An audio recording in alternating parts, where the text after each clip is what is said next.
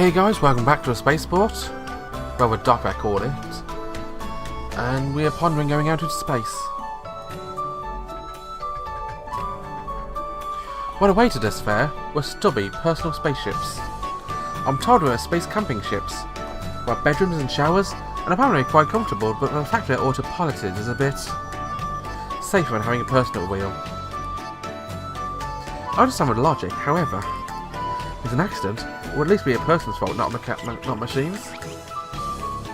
When I said that, Eleanor gave a wry smile and nodded. It seems like I am still Tevin. I think it's more about growing accustomed to it. And maybe so. When we finished that exchange, Eleanor and I passed through the final gate, and through a pressurised cabin and entered the ship. Simply designed as living quarters, it was more like entertaining a hotel room in a ship. Let us be off then. She said that as the door was closed, and far off, push, could be heard as the air was sucked out.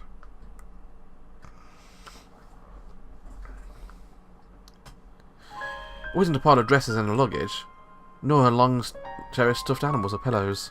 It was mountains of paperwork and work equipment. And is that really a ship?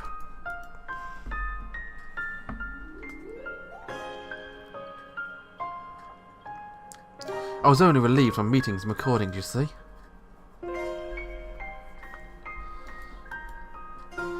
The desk in the common room was the only place I had space to arrange the books and documents Eleanor brought with her. After I moved the chairs into a corner, I looked on more impressed and astonished as she took out one thing after the other. Is paper that good? Certainly. I do adore it so, but it's partly because I grew accustomed to it when I was younger. But it's also because I have many unexpected encounters thanks to it. Unexpected encounters? Yes. For example, flipping through randomly for necessary points and encountering information I never expected. Randomly going through them when I'm stuck on something and encountering a solution I never considered. The digital medium is quite exceptional for searching. Those encounters don't happen often. So it's a necessity of waste. Those are but my own conclusions. Certainly there are times when I cannot find things I'm looking for and become furious. Furious. That word was so becoming of Eleanor, and for that reason felt somewhat amiable. Yet, I felt that that's what she became. Her powerful mind turning an amazing search engine, scribbling notes in lipstick because it was the closest thing in reach, and that hotel room were his innumerable tags. It's 4 hours to a way station, right? I asked Eleanor as I watched her diligently and spread out a pair of paperwork. I believe so. I do apologise though, occupying this entire area and all. Not at all. That work you're doing is how we're able to borrow such a good ship, isn't it? I suppose you could say that. The personal quarters are quite amazing too. I'll be reading if you need me. Digital, mind you. Could I take that as Haru being conservative in regard to encounters? Just some made insinuations about the appearance of the desk, Eleanor came back with a clever quip. It wasn't she was putting on airs, nor did it feel intimidating like me and Risa. Rather, it gave me a better understanding what world elegance meant. Well, I can't say I have many friends. I do have my personal views regarding that point. She said that jokingly, but just as Eleanor said that, I found it quite difficult to imagine friends around the same age as Eleanor. You did say you came to a lunar surface 5 years ago. Yes, when I was 13. 13. That's how I found out Eleanor was 18. Eleanor had a sort of look you'd believe no matter what age she said she was. She was slender and honestly and had a baby face. It'd be believable if you said she was intelligent and precocious 14-year-old. It would just be as believable to hear she was ingenious but innocent 22-year-old. I have always thought of attending a boarding school. I've rather selfishly said if I was going to go away, I might as well go to a moon. And then I came to a moon. That's quite a tale, is it true? Yeah, I was quite a princess. A mean and selfish, wealthy girl. It's hard to imagine Eleanor before me as that. But when I thought about it, the arrogant mannerisms of Susie Wu were masterfully executed, and the stubbornness we never took to forgive those who stained her family's name was rather abnormal. Grandfather adored me all the same. Right as he transferred his company to a moon, he came with me. It's just, I had only made it through half the entrance ceremony of the school my parents had sent me to. Oh? Around that time, I'd become completely enamoured by this world, the investment bank grandfather was running.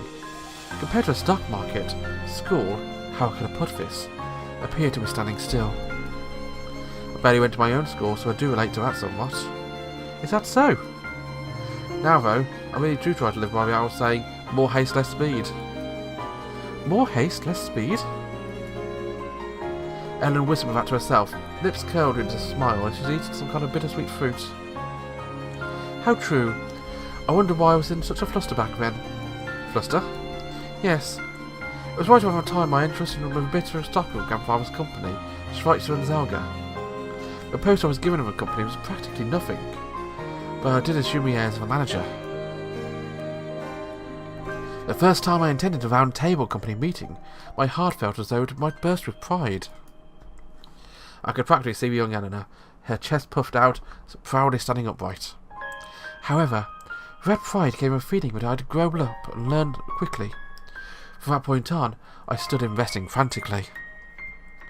When grandfather learned I hadn't even made time to shower, he called Le Goff over. The story set up a wave of nostalgia washing over me, filling me up inside. Not taking showers, not sleeping stretched out properly. I raised sharp senses of an animal, believing that only something could gain by all that. At the same time, I was both relieved and disheartened, but I'd wondered before if maybe I was the only one behaving that way. Le Goff, having taught me manners and terror, felt ill for days when he saw me. I was past the point of using knives and forks. I was at a stage where I could only eat things I could hold in one hand. Imagining that from how you are now, I recalled her eating a hamburger. Isn't so out of a question. You are quite pretty tease, Haru. She said that and gave a somewhat giddy sigh. It was quite fun, however. I was certain I was progressing just by moving forward. I feel very much the same, but I feel that if I were to meet myself from 4 years ago, we wouldn't even give each other a time of day. Ellen appeared a bit surprised when I said that, then tilted her head a bit and began giggling. That could be so. Looking back, I can't help but cringe at what a rude little girl I used to be. I felt exactly the same. I was quite a little punk, but as I spoke, my eyes drooped over her own volition from nostalgia. That charm of being a kid felt like it was there. It's like you read my mind. It must be because we have the same proviso. Proviso? She inquired and closed her eyes and giggled. It seems she got it. You mean having irreparable mistakes, I gather? This may be a bit absurd to say. What could it be? I'm rather grateful to you in that regard. A smile remained on Eleanor's face, and the rest of her expression left her face. Her expression alone asked, what could you mean by that? Even irreparable mistakes can be fixed. Or at least people who exist would believe that. She stared at me, taking a big breath, and forced a bigger smile. She looked away a bit. Since I spent the last 4 years thinking mistakes can't be fixed. And now? Now, well, thinking a bit, I spoke. There are those who boldly step into places I was too afraid to step foot into. I feel now I stand behind them, and I might just be able to recover from a fragment of that mistake. That's rather conservative. I'm a Lunarian. Lunarians are wimpy. My. She said that and giggled. And after a good laugh, she shrugged a bit, her expression was self-effacing. How do you think Eleanor and Haru make a good couple? They play off each other really nicely. I mean, Chris and Haru make a cute couple, but Chris is too much of a pushover. Haru would always be the dominant one there.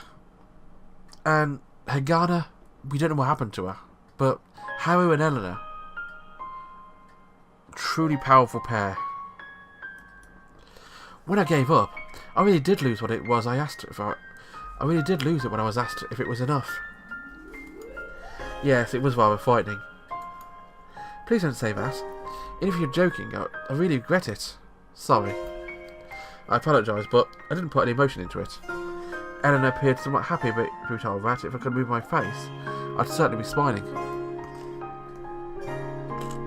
And I was truly startled upon hearing there was something left to do. When I said it, I actually didn't have a plan in mind, though. Huh? I just came up with it. I really didn't want things to end there, but my motive for that, how can I say it?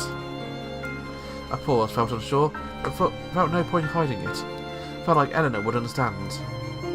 I just felt it would work out.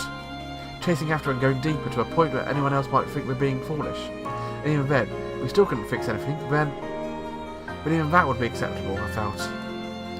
She made a rather curious face, as if unsure whether she should be angry or happy. Normally you wouldn't tell me to stop at a point of hearing what I was trying to accomplish. It's mostly my delusions of grandeur. For anybody else, I'd thrown them out from a ship. But I do feel there's someone fit to chase after those delusions of grandeur.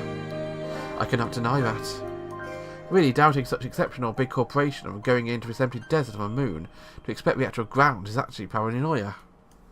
Why yes, even I couldn't imagine doing such a thing.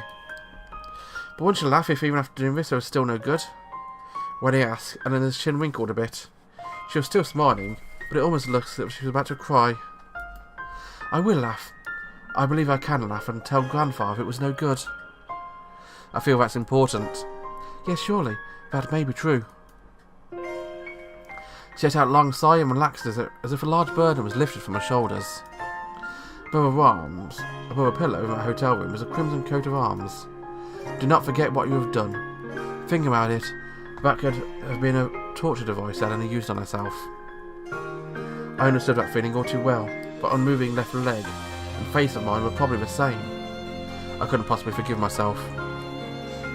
But had I felt this thing that Eleanor was the first step in something like being able to forgive myself? At the very least, when I saw it enough, I felt I shouldn't blame myself that much. If that was so, maybe I should have listened to what both Risa and Chris said to me. Eleanor was my mirror. Possibly even more than that. However, I did have one doubt about you. Doubt? Yes. You won't get mad if I tell you, will you? I might lose it and start yelling. She laughed and then spoke as if it was nothing at all. In all honesty, I wondered if you just felt sympathy for me. Sympathy? A pitiful, foolish girl. There, that single phrase, I was able to paint a clear picture of the sort of girl Eleanor had been. Frankly speaking, I did think you was unfortunate and foolish. But I reached out to you because I wanted to recover what I lost 4 years ago. So no matter how you look at it, it was just as thinking to myself.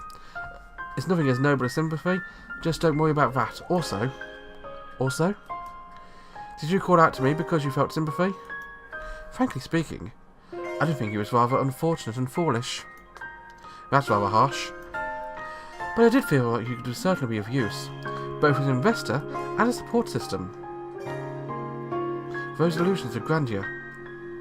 So I never felt even once that it was to save you, and Risa had hoped. Risa said that? Yes, Risa's undoubtedly a good person, but I also feel she may be why you're so weak-willed. I'm so relieved that I never met Eleanor of yesteryear. My apologies. It appears I've gone up in altitude, and this mask of mine held a place by gravity seems to have slipped a bit. She purposely held onto her face as she said it. Now she mentioned it, my body did feel like it was floating. When you go higher on the moon, the gravity becomes noticeably lower. Then things are pleasant because of gravity rather than conversation. Yes, certainly. I find it hard to believe that us agreeing on these points was simply a coincidence. There was no hesitation in Eleanor's words. It felt very clear how each of us would go with what we said. Maybe somewhere deep down, those with similar experiences pursuing similar goals were connected. I hadn't felt this since I was with Kana. This is because somewhat of a long conversation. Sorry for interrupting your work. Not at all. I've never had an opportunity to talk to someone like this.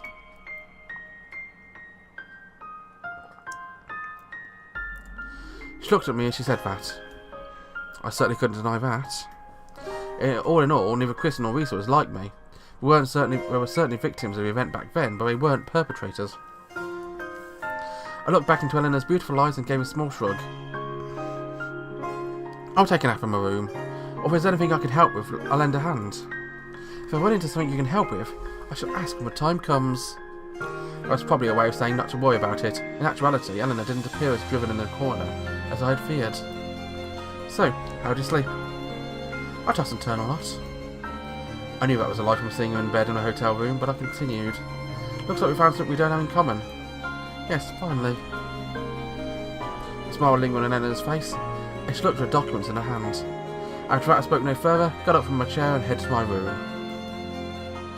Upon exiting the room, I could see the outer space landscape, clearly from the window. I expected no less from a tourist ship. It was still rather dark, as if we were on the side where the sun wasn't visible yet. But I couldn't tell a soft light was passing through a window into a lit corridor. There was always light. That remained true even in the ever-expanding darkness of space. I headed back to my room and laid down, thinking of that.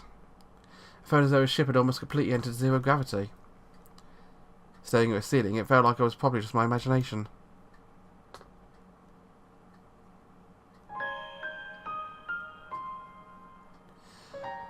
Somewhere between reading my books on my tablet and responding to the occasional message from Chris, I fell asleep. I checked the time. We were getting close to our estimated arrival at the way station. According to a panel of room displayed location data, we'd gone 2,000 kilometres from lunar capital. Most people never stray more than 10 kilometres from the capital. Couldn't really put that distance in perspective, but considering Terra, which was in view, was about 300,000 kilometres away, maybe it was not that great a distance in the grand scheme of things.